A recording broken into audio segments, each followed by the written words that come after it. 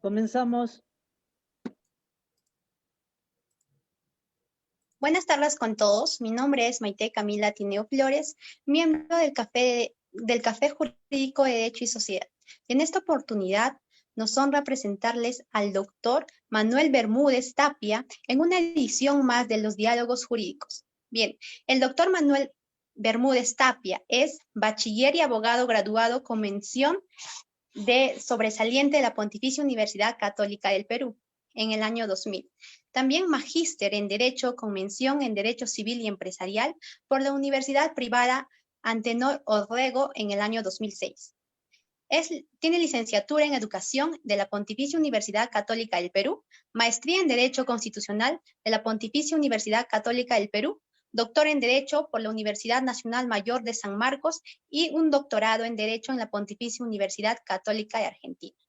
Asesor en el Congreso de la República del Perú y consultor en temas de reforma de justicia para organismos internacionales. Bien, quien en esta ocasión va a disertar el tema sobre la violencia familiar invisible provocada por la separación o el divorcio. Las preguntas pueden ir dejando en el chat o también en la caja de comentarios de esta transmisión y posteriormente al final de esta ponencia se estarán respondiendo por parte del ponente. Sin más preámbulos, le doy pase al doctor y continúe, doctor. Muchísimas gracias, muy gentil por la presentación. Nos toca ahora desarrollar una ponencia que de alguna manera ya la hemos desarrollado en otras actividades, en otros eventos, pero que por regla general siempre nos solicitan, porque de alguna manera es un poquito complicada. Y es complicada porque existe un conjunto de situaciones que lamentablemente confluyen y que generan una severísima situación de violencia que lamentablemente no se observa con nitidez ni con la diligencia del caso. Entonces, ¿qué es lo que estamos evaluando en estos contextos? Elementos referenciales directos, que son 3. Violencia familiar, el contexto de un conflicto familiar que es totalmente distinto y el análisis de las consecuencias de una separación, de un divorcio en los hijos.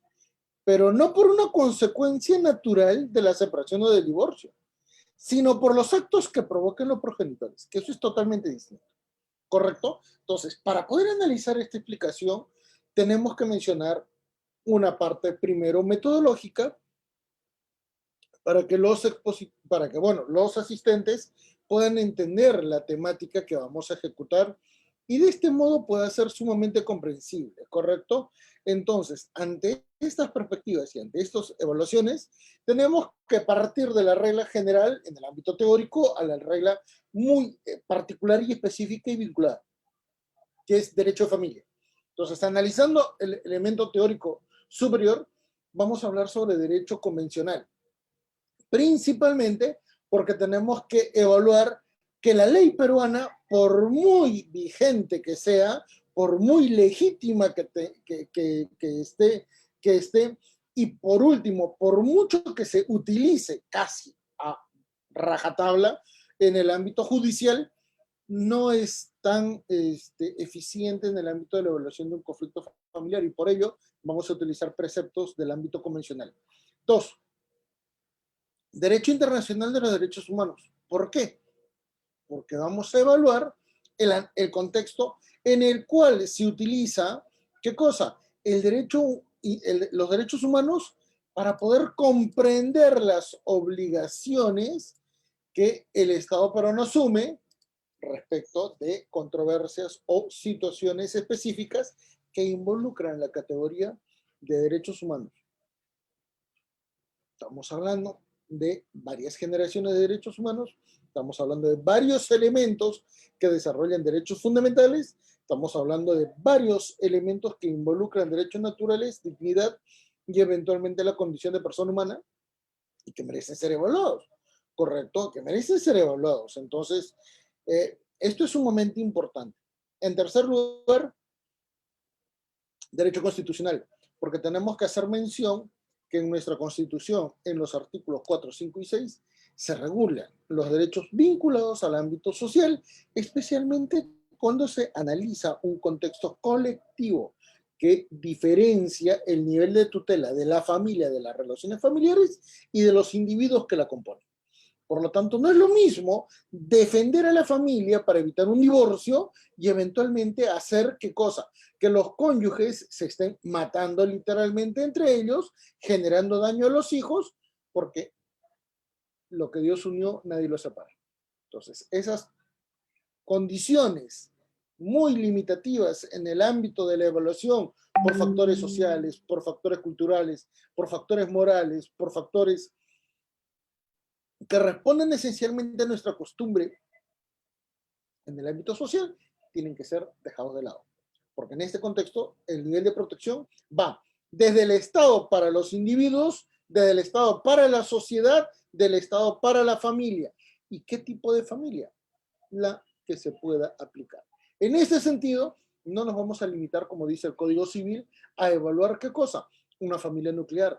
Tampoco vamos a evaluar esas tonterías de hijo matrimonial y hijo extramatrimonial, porque sencillamente este Código Civil hace rato está totalmente desfasado de la realidad. Y si no me creen, revisen por favor el artículo 6 de la Constitución, que detalla que todos los hijos son iguales. Entonces, si todos los hijos son iguales y por principio de constitucionalidad se establece que la Constitución prevalece sobre el Código Civil, ¿cómo es que el Código Civil no ha logrado ser adaptado en casi, ¿qué cosa? 20 años. ¿Cuál es el sentido de tener desde la Constitución de 93 hasta la actualidad la regulación de la familia con hijos extramatrimoniales? No tiene sentido. Y en este nivel vamos a poder evaluar ¿qué cosa? Las referencias a familia ensamblada, a familia amplia, a familia continua, eventualmente a familia paralela, que son las que normalmente se forman en este contexto y en este conjunto de referencias que resultan totalmente nuevas en una realidad totalmente en cambio. ¿Correcto? Y ojo, no estoy señalando si está para bien o está para mal. Estoy solamente señalando que estamos en una sociedad en cambio porque sencillamente así estamos. ¿Correcto? No podemos negar esta situación. ¿Que vamos para una sociedad mucho mejor? Ojalá. ¿Que vamos para una sociedad mucho peor? No lo sé. ¿Que vamos para una sociedad mucho más buena? Tampoco se sabe. Solamente está cambiando la sociedad. Y corresponderá evaluar diferentes patrones de referencia para poder indicar si estamos en el buen camino o eventualmente no lo estamos. ¿Correcto? Entonces, véase que ya de por sí estamos analizando 3 disciplinas. Luego viene derecho civil. En particular, ¿qué cosa? Sobre la base del análisis de capacidades, sobre el análisis de la representación, sobre la evaluación de la condición de capacidad para ser parte eventualmente en el ámbito procesal, pero eso es lo que se denomina como sujeto de derechos. Por lo tanto, tenemos que hacer mención a un conjunto de instituciones que evidentemente se vinculan con el ámbito familiar. Luego, tenemos que analizar derecho procesal y derecho probatorio, porque no sé si les parecerá muy extraño, pero hoy por hoy todo el contexto de violencia familiar se desarrolla tan negligentemente que les voy a demostrar en un simple hecho que esta norma y que este procedimiento en el ámbito judicial no sirve, ¿correcto? Y el resultado es tan negativo que nadie podría cuestionar esta afirmación, ¿correcto? Primero, los índices de referencias negativas, feminicidio, violencia familiar, violencia física, abandono, maltrato, etcétera, cada vez se van elevando. En otras palabras, la realidad social te permite decir, esa ley no sirve. Y lo raro del caso es que ni los jueces ni la doctrina se han dado cuenta de esto. Y siguen publicando, por ejemplo, muchos autores, ¿qué cosa? Que la expedición de medidas de protección solucionan los casos de violencia familiar. Resulta increíble pensar que magistrados, que jueces fiscales desarrollan estos textos como si un papel, como si una resolución fuera a interponerse en una situación de violencia que tiene años en un ámbito de una familia en crisis. ¿Por qué lo dicen así? Porque les cuesta asumir que eventualmente las limitaciones de toda la especialidad hace rato rebasaron los límites ordinarios y se necesita una reforma absolutamente integral. Literalmente el derecho a familia está siendo ahogada por su visión tradicional de un contexto que ya no existe. Por eso se sigue insistiendo en que estamos en 1984. Y en realidad nuestro país, nuestra sociedad, todas las referencias sociales han cambiado. Y eso no es una mentira, ¿correcto? Finalmente, vamos a analizar, ¿qué cosa? Derecho penal, criminología y eventualmente derecho procesal penal. ¿Por qué? Porque aunque parezca increíble, el legislador en su sana sabiduría, nótese el sarcasmo, ha evaluado y ha indicado que los conflictos familiares en lo penal son totalmente distintos de los conflictos familiares en lo civil.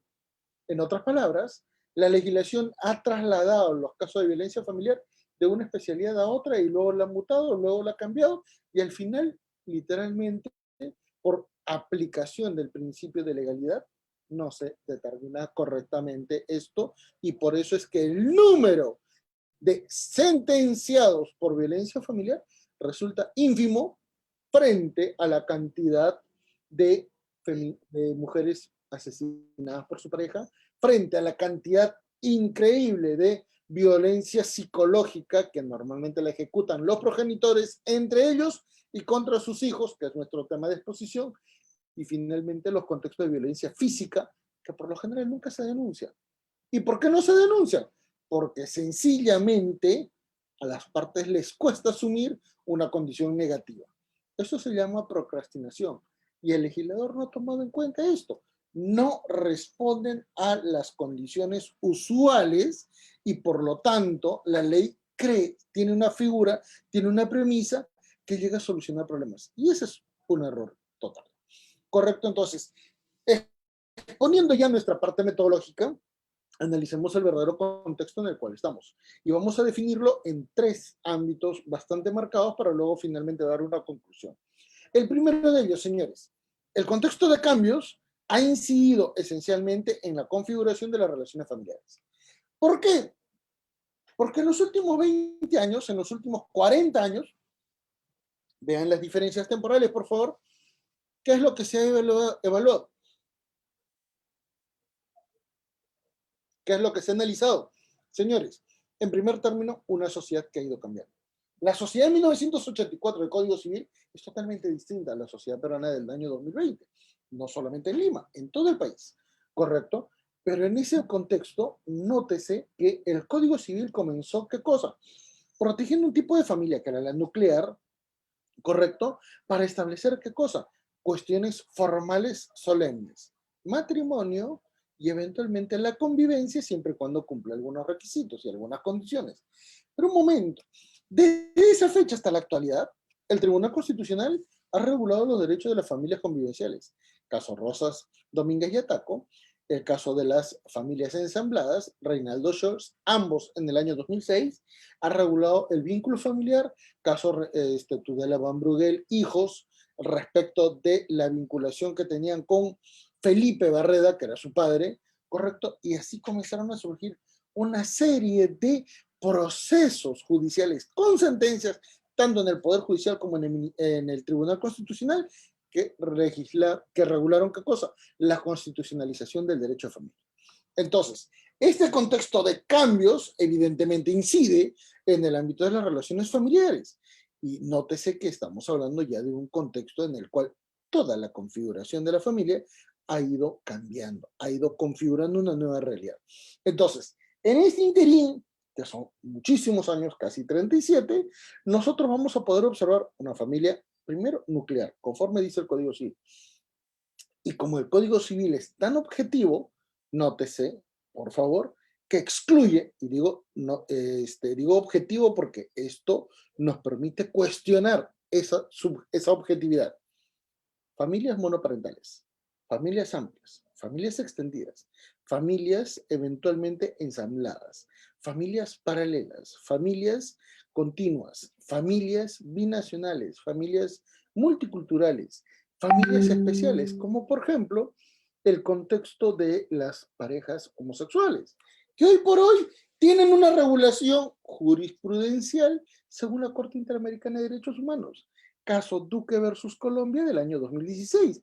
Y resulta increíble que en nuestro país no se quiera reconocer esto y que el RENIEC y que la RENIEC siga oponiéndose a un elemento que es superior a sus procedimientos administrativos porque tiene un carácter convencional. Y si estos abogados no logran comprender esto, es porque sencillamente tienen una débil formación en el ámbito constitucional.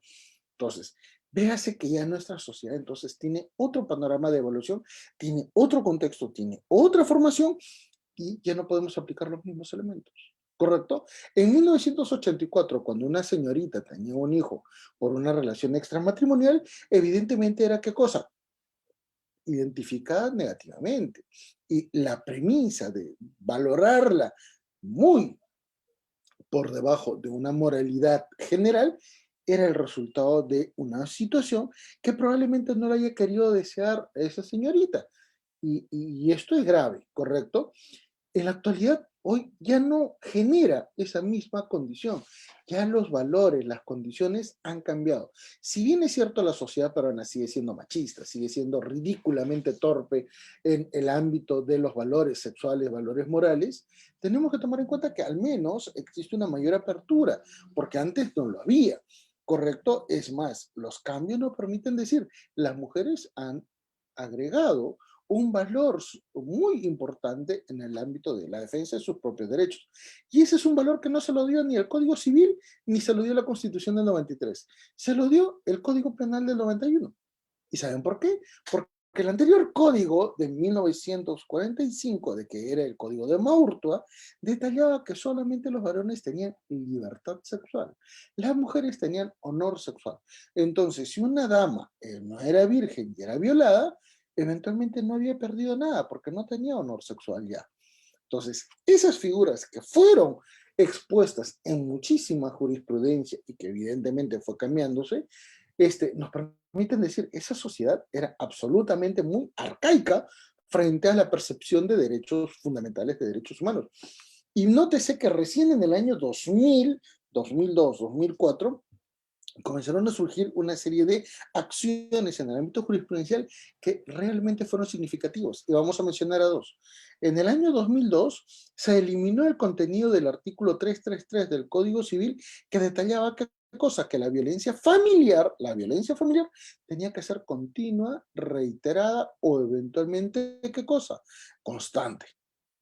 Momentito, y la dignidad de la persona humana que estaba en la Constitución del 79 y en la Constitución del 93, ¿qué pasó? No, es que estamos hablando de una cuestión privada.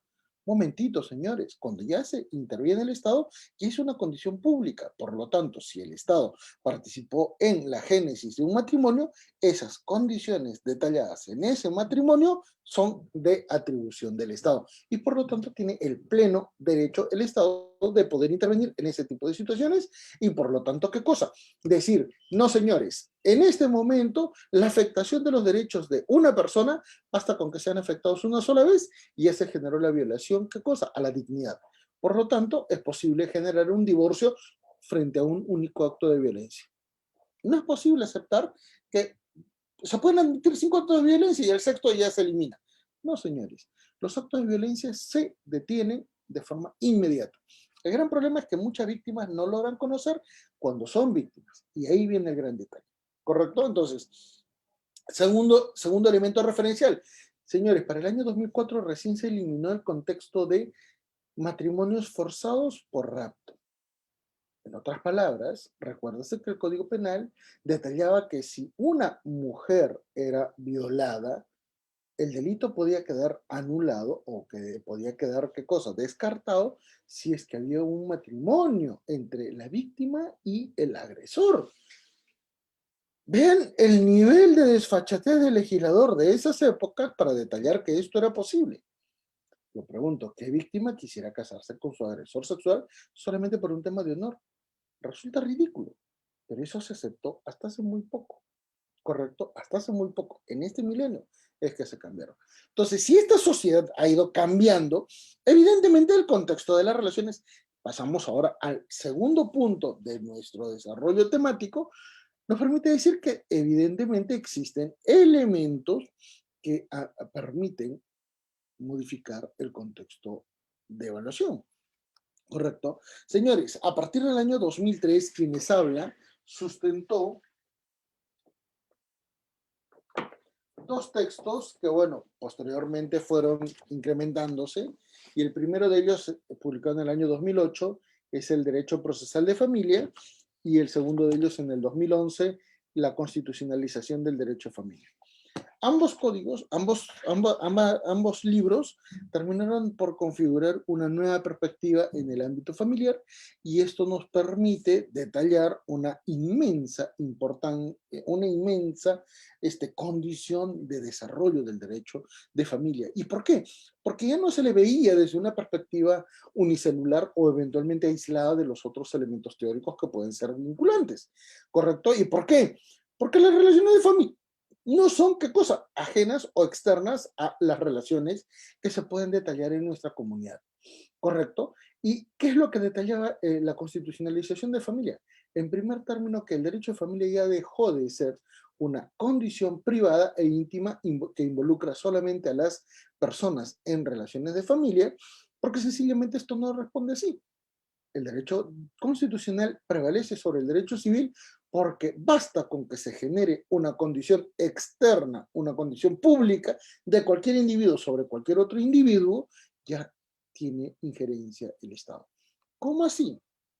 Por ejemplo, señores, si es que dos personas deciden convivir, el Estado está participando y regula justamente esa convivencia. Si dos personas deciden tener relaciones sexuales y por cuestiones naturales es que sale embarazada la dama, eventualmente ya existe, ¿qué cosa? Un derecho a ser tutelado por parte del Estado. El derecho de ese embrión, de ese feto que está en desarrollo, ¿correcto? Si dos personas deciden casarse, automáticamente al primer segundo de haber sido formalizada esta unión civil en el ámbito municipal, ya ejerce pleno derecho. Entonces, viene un gran detalle. ¿Por qué históricamente el derecho de familia siempre fue considerado y siempre fue, ¿qué cosa? Considerado un elemento absolutamente trivial o terciario en el ámbito de la evaluación teórica? Principalmente por una cuestión social, principalmente por una cuestión de imagen.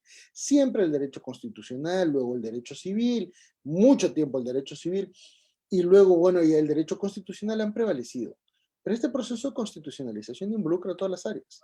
¿Correcto? Y la última de las áreas en ser constitucionalizada, evidentemente, es el derecho a familia, ¿correcto? Y por eso es que tenemos que entender que este proceso de evolución nos permite entonces detallar algunas condiciones que resultan ser importantes, porque ahora sí analizamos una condición ya no solamente de personas, sino también qué cosa, de redes o relaciones familiares. ¿Y por qué? Porque la Constitución establece una condición superior a lo del Código Civil, donde en el Código Civil vemos que cuando hay dos personas que se relacionan, surge ¿qué cosa? Un vínculo. Un vínculo familiar es generalmente expuesta entre ascendientes, descendientes, padre-hijo, madre-hijo, ¿correcto? Pero, un momento, las relaciones de los cónyuges no genera condición de familia. Es otra categoría, ¿correcto? Y por ello es que el Código Civil detallaba muy bien el tema del vínculo familiar, porque inclusive sin la necesidad de una constitucionalización del derecho a familia, ya el vínculo, por ejemplo, de los abuelos, ya el vínculo, por ejemplo, de los tíos respecto a los sobrinos ya estaba totalmente regulado, si es que por a veces del destino se tenían que aplicar o eventualmente, ¿qué cosa? Evaluar en una condición judicial. Por ejemplo, fallecen los progenitores y eventualmente la patria potestad podía, ¿qué cosa?, ser derivada a los hermanos o eventualmente a los progenitores de los padres que habían fallecido, los abuelos.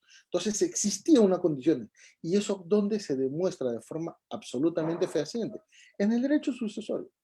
Es más, en el derecho sucesorio, los niveles y gradación de los derechos vinculados al ámbito sucesorio son totalmente arreglados, son totalmente formales y son excluyentes inclusive. Entonces, si es que este contexto del vínculo familiar resulta tan importante y tan significativo, viene la gran pregunta: ¿y por qué no se analizó? ¿Por qué no se evaluó desde antes? Principalmente porque todo el mundo asignaba que a las relaciones, a las relaciones familiares se les aplicaba una condición privada o íntima, porque surge pues la premisa, surge el dicho, surge la afirmación de que los conflictos de familia son de dos, no interviene más. Pero ahí viene el cambio, ahí viene el cambio. Un momentito. Si es que estamos hablando de que esto es una condición íntima o privada, muy bien, tomemos en cuenta entonces las referencias. Ustedes saben muy bien que existen algunas patologías y que permiten detallar que muchas personas que son víctimas, no logran tener un nivel de autonomía con respecto al agresor. Tenemos el síndrome de Estocolmo, tenemos el síndrome, por ejemplo, la iridofilia, tenemos, por ejemplo, el síndrome de la enfermera, y tenemos otras patologías que nos permiten decir, por mucho que una persona sea afectada, que sea golpeada, que sea maltratada, no va a querer cambiar ese patrón de referencia, esencialmente porque no es consciente de que es víctima. Y son personas que eventualmente tienen una capacidad académica, profesional, económica, social, muy significativa, pero en esos ámbitos sencillamente no logran tener una percepción. Es más, les comento un nivel de referencia. Todos ustedes saben que en las últimas semanas ha habido una ex reina de belleza en nuestro país, una persona, una dama muy conocida en el medio, presentadora de televisión, que ha sido reina de belleza, etcétera, etcétera. Muy conocida.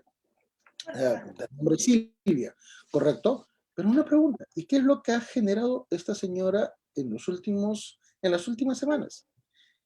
Primero, ha querido casi matar a su pareja, a su actual esposo, porque sencillamente este señor sigue teniendo una intimidad con la ex esposa, ¿correcto?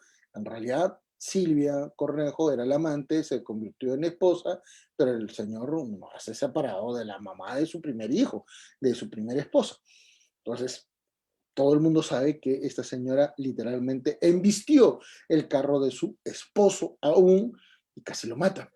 Correcto. Dos, esta misma señora presentó una demanda de filiación, porque aunque parezca increíble, aún estando casados,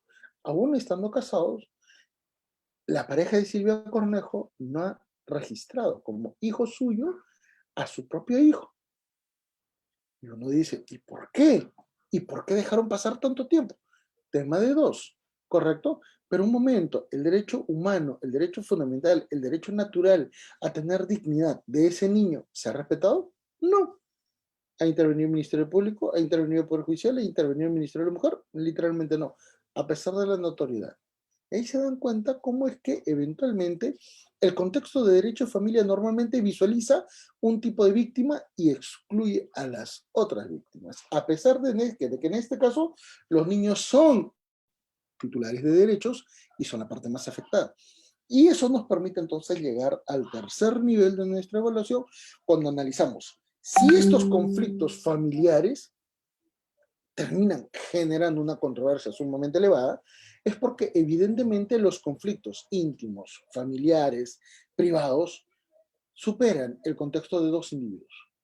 Y esto nos permite determinar y aclarar un factor muy importante. El primero de ellos, dejen de pensar de que la violencia familiar es solamente entre parejas. No, es mucho más amplia. ¿Y por qué? Porque existen situaciones de violencia entre ascendientes y descendientes.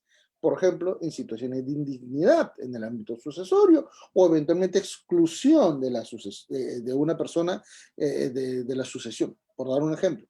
Se pueden generar, ¿qué cosa? Conflictos entre personas que forman parte de la relación familiar y que tienen el mismo nivel en el ámbito generacional o eventualmente son colaterales. Por ejemplo, los hermanos al momento de fallecer una persona o eventualmente dos hermanos que pretenden tener el patrimonio sobre una sociedad de gananciales de sus progenitores. ¿Quieren un ejemplo? El octavo pleno casatorio lo detalla. ¿Correcto? Y no estamos exagerando. Son elementos que cualquier individuo puede ubicar. ¿Correcto? Entonces, esto que nos permite indicar que como estos ámbitos no han sido determinados correctamente, viene una referencia. Todo se vincula al ámbito de la crisis entre dos personas que son pareja. Y por eso es que se habla de crisis matrimonial, crisis convivencial y de las relaciones concubinarias o las relaciones de pareja. Y es que viene el gran detalle. Las relaciones de pareja, esto es los noviazgos, los enamoramientos, no se consideran que forman parte del derecho de familia. Y ahí viene el detalle, pues, y no lo son, porque no son elementos que generen una condición jurídica, ¿correcto? Puede una pareja tener 15 años de relación y si no han pasado a una condición de noviazgo o una situación de esponsales, literalmente ninguno de los dos ha generado, ¿qué cosa? Una condición jurídica que pueda vincular alguna obligación de la otra pareja. Pero muy bien, estas son situaciones excepcionales y nos permite decir, sin importar la naturaleza de cualquier tipo de relación familiar, cuando nosotros hablamos y nos centramos en el tema de los conflictos de pareja, evidentemente estamos hablando de qué cosa, de una pareja que llega al menos mínimamente a convivir. Entonces, matrimonios, convivencias, concubinatos, cuando establecen una relación permanente en un único hogar, generan pues esta referencia de familia, ¿correcto? Aun cuando existiese la posibilidad de tener otro tipo de situaciones familiares al costado. Pero ¿qué sucede cuando estas familias se separan? Cuando estas familias entran en crisis, sea por un adulterio, sea por una infidelidad, sea por hecho de violencia familiar, sea por prodigalidad en el gasto económico, por ejemplo, o eventualmente por el consumo excesivo de bebidas alcohólicas que termina por provocar, ¿qué cosa? La crisis de la propia familia, por a veces circunstancias, ¿correcto? Entonces, si esta pareja se separa, el problema no es que se separe, el problema es que en el Perú, como en toda América Latina, esta separación no es objetiva. No es de que yo separo mis intereses y mis sentimientos y bueno, puedo negociar contigo, una dama evidentemente en mi caso, un nivel de objetividad y mira, no te preocupes, así tú me hayas engañado, no te preocupes, yo te voy a tratar correctamente y por el bienestar de mis hijos vamos a establecer estos canales de comunicación tranquilos. Pregunta, ¿eso es posible? Eso es posible cuando hay una situación de engaño, cuando hay una situación de infidelidad, cuando hay una situación de maltrato físico eventualmente. No. Y ahí es donde viene el gran inconveniente y por eso es que el derecho de familia siempre ha estado disfuncionalmente en un nivel inferior a las necesidades de la comunidad. ¿Y por qué? Porque cuando los progenitores se separan, normalmente es porque existe una causa que generó el conflicto. Y normalmente como las condiciones subjetivas son muy referenciales en el ámbito de la violencia familiar, estas personas generan entre sí un nivel de conflicto a nivel de exclusión de derechos. ¿Correcto? Hubo la separación, hubo una infidelidad. Automáticamente entonces quien fue engañado se queda con los hijos y le excluye los derechos vinculados a los hijos. Si eventualmente existe una condición de mala fe, existe la posibilidad de denuncias. Por eso es que normalmente cuando las parejas se separan, hay un porcentaje de denuncias que se denominan denuncias falsas que terminan indicando qué cosa, que la expareja hacía tocamientos indebidos a los hijos. Y eso nunca ha pasado. Pero claro, como resulta difícil de explicar en un contexto de separación, normalmente son ejecutados y terminan por provocar un lío superior todavía. Correcto, entonces, ¿cuál es el problema cuando nosotros hablamos de violencia invisible en el ámbito de una separación? Estamos hablando de justamente aquellas separaciones en las cuales ya hay un conflicto entre los progenitores. Y nótese que estamos hablando de una situación triangular, padre, madre, hijo. Y los tres son sujetos de derechos. En otras palabras, si los tres son sujetos de derechos, existen tres niveles en los cuales se establecen derechos y obligaciones para cada parte. No, doctor, pero los niños no tienen obligaciones. ¿Cómo que no? Tienen la obligación de qué cosa? De respetar a los progenitores. Todos tienen derechos y todos tienen obligaciones. El nivel de funcionalidad, eso sí es distinto, ¿correcto? Porque evidentemente a un niño no se le puede cubrir, no se le puede obligar a cubrir, ¿qué cosa? Las necesidades económicas de sus progenitores. Es al revés. Pero como estas referencias son muy complicadas de asumir por los progenitores y en separación, es que surge el contexto de violencia. Y ese contexto de violencia normalmente exige, impone o genera condiciones de antagonismo a tal nivel que terminan por provocar síndrome de alienación parental, situaciones de obstrucción de vínculo o padrectomía. ¿Qué significa la alienación parental? Cuando un progenitor, generalmente el que tiene la tenencia o quien se queda con los hijos, comienza a informarle a los hijos o al hijo ¿Qué cosa? Que la expareja se comportó mal y que hizo daño no solamente a la persona, sino también a los hijos. Generalmente con referencias es, mira, tu padre ya te abandonó, mira, tu padre es un miserable y ya, ya no te va a dar alimentación porque sencillamente se gasta el dinero con otra, etcétera, etcétera. ¿Correcto? Ese es el nivel de alienación parental. Entonces, cuando el padre quiere visitar al hijo, normalmente el hijo dice, no, tú eres una mala persona, le has hecho daño a mi madre y además a mí también me vas a afectar. Y en estos sentidos el progenitor dice, hijo, un momentito, yo me separo de tu madre, no de ti.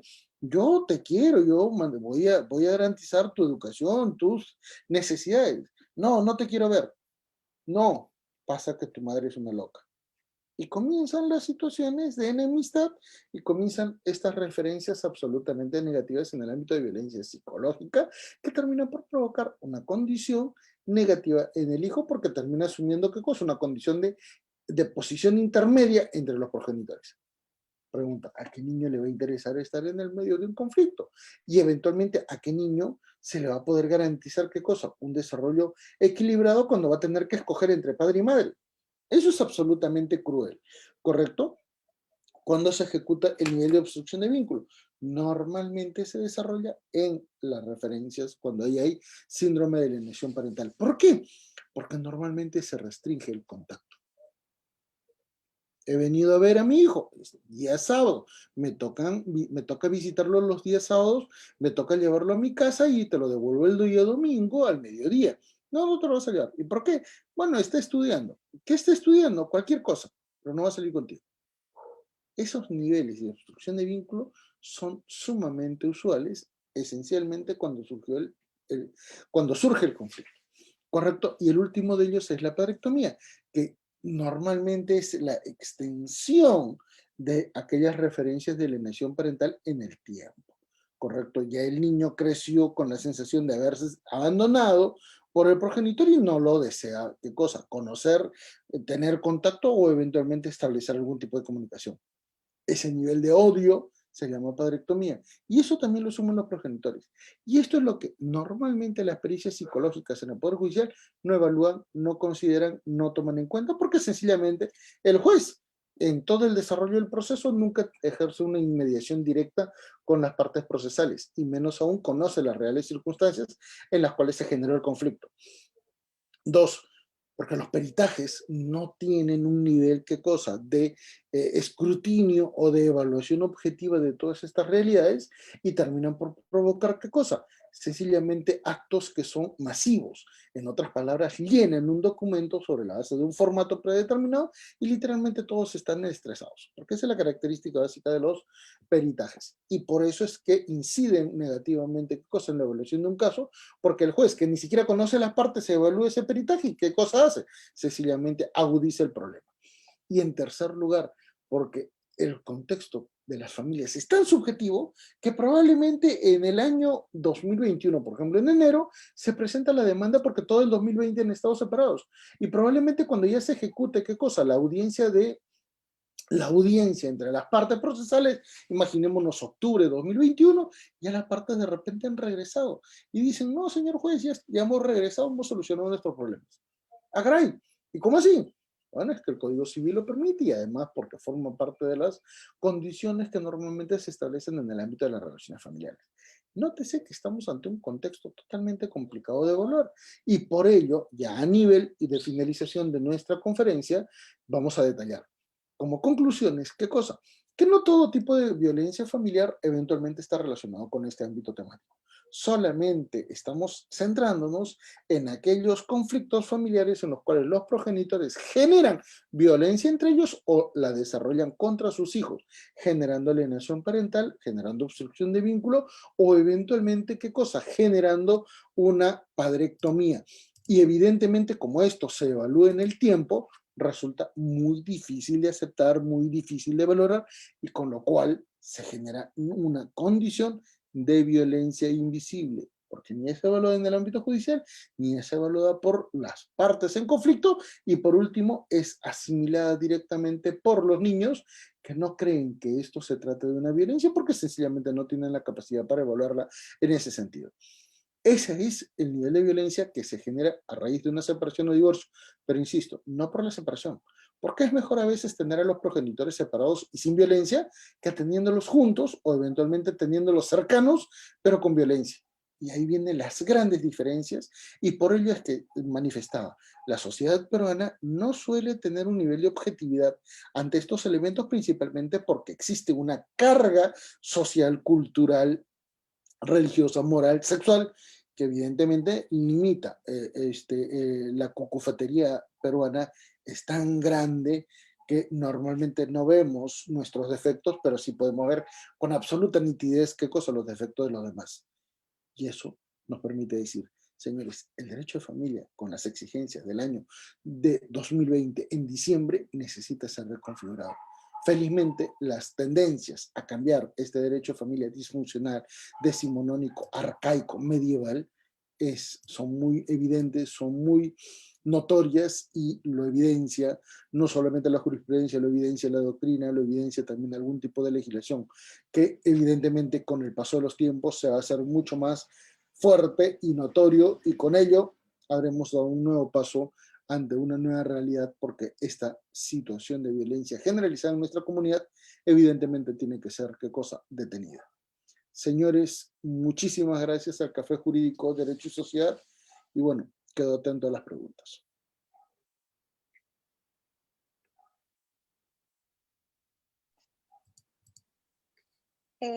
Bien, agradecer su impecable disertación, doctor, en esta tarde. Y bien, a continuación pasaremos a la ronda de preguntas. Jan Montes nos pregunta, ¿considera usted que el matrimonio solo se ha abocado en una cuestión meramente patrimonial antes que la familiar? ¿Cómo se podría subsanar esas falencias o cómo regularía dicha institución en la actualidad? Lo que pasa Lo es que escuchamos.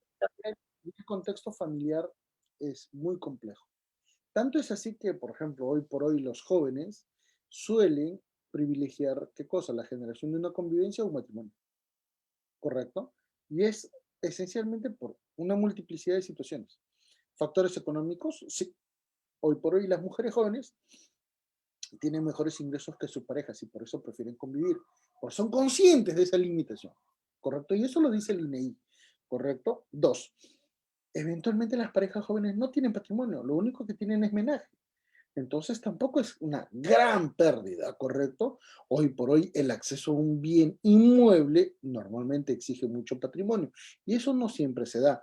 Normalmente la economía peruana es media de ficción porque todo el mundo podrá tener muchos elementos, pero es más uso de tarjeta de crédito y no un dinero en efectivo, ¿correcto? Hay mucha falsedad en este sentido y eventualmente nuestras condiciones familiares siguen privilegiando cuestiones sociales, culturales, como por ejemplo el matrimonio, como por ejemplo las situaciones de negación de algunas condiciones que no son válidas, como por ejemplo las referencias del concubinato. Esto es la generación de una familia paralela porque sencillamente un individuo no quiere divorciarse, ¿correcto? Y establece una relación con una segunda mujer y bueno, la segunda mujer no quiere separarse tampoco porque ya está vinculada con su pareja y este individuo no quiere casar, no quiere divorciarse. Y viene el gran detalle. ¿Cómo es posible que esto se genere? Les doy un ejemplo. Decreto Legislativo 1377, cuando detalla que el hijo de mujer casada puede ser declarado de otro individuo que no sea del sujeto por parte de la madre, nos permite decir, oiga, ¿la mujer casada entonces puede tener un hijo de una tercera persona? Sí. ¿Y por qué entonces esa mujer casada no inicia un proceso de divorcio con esa simple declaración de que ella, ¿qué cosa? No está concibiendo un hijo de su marido porque está separada con su marido y porque eventualmente ya está reconociendo qué cosa, un adulterio. O eso no es adulterio. Correcto. No, pero es que están separados, están formales. ¿Y por qué la ley no los separa? Porque no establece una condición absolutamente sencilla para poder evitar conflictos que puedan generar un nivel de violencia. Porque sencillamente se sigue pensando que hay que proteger el matrimonio y en realidad se está protegiendo qué cosa, una institución y no las personas que la integran.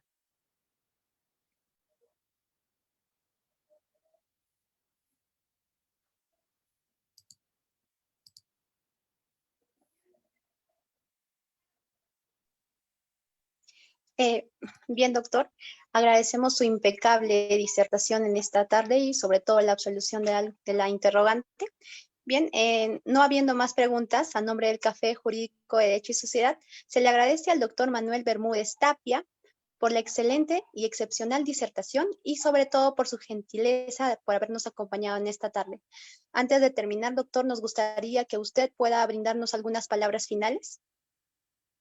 No, muchísimas gracias por la invitación, en particular para poder exponer un tema que es bastante complicado, en particular porque ya se nos aproxima la fecha de Navidad. Entonces, estas referencias suelen generar muchísimos inconvenientes y nos permite decir que lamentablemente estamos ante una realidad grave que exige pues un tratamiento mucho más ordenado y coherente, porque sencillamente estos problemas no se solucionan de la nada.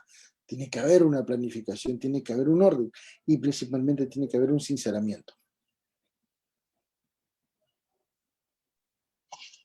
Es cierto lo que usted menciona, doctor. Y bueno, nosotros estamos muy agradecidos con su persona y esperando contar con su presencia en futuros eventos académicos. De antemano, le vuelvo a repetir los agradecimientos de parte de todos los asistentes mediante el Facebook y también de todos los integrantes del Café Jurídico de Derecho y Sociedad. Asimismo, quiero agradecer a todos los participantes y les invitamos a seguir de cerca todas nuestras actividades y que se transmiten mediante nuestro fanpage y demás plataformas virtuales. Muchísimas gracias una vez más, doctor. Siga teniendo una excelente tarde. Agradecemos mucho su excelente e impecable disertación. Muy amable a ustedes. Gracias.